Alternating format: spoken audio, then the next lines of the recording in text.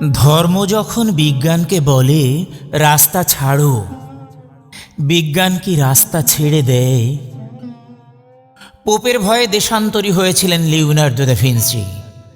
সারাদিন একটা অন্ধকার ঘরের মধ্যে পায়চারি করতেন গ্যালিলিও গ্যালিলি।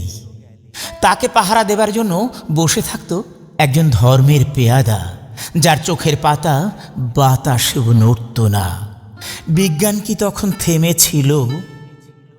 তীর্থের পাণ্ডাদের হৈ হৈ, তাদের লাল চোখ কি পেরেছিল পৃথিবীকে বেঞ্চের উপর দাঁড় করিয়ে সূর্যকে তার চারদিকে ওঠ বস করাতে?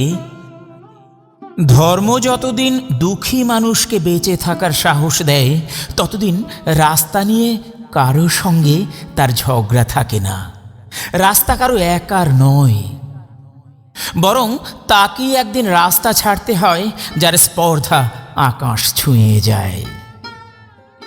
বিজ্ঞান যখন প্রেমের গান ভুলে ভাড়াটে জল্লাদের পোশাক গায়ে চাপায়, আর রাজনীতির বাদশারা পয়সা দিয়ে তার ইজ্জত কিনে নেয়, আর তার গলা থেকেও ধর্মের সারেদের মতোই কর্কশ আদেশ শোনা যায়, রাস্তা ছাড়ো নইলে।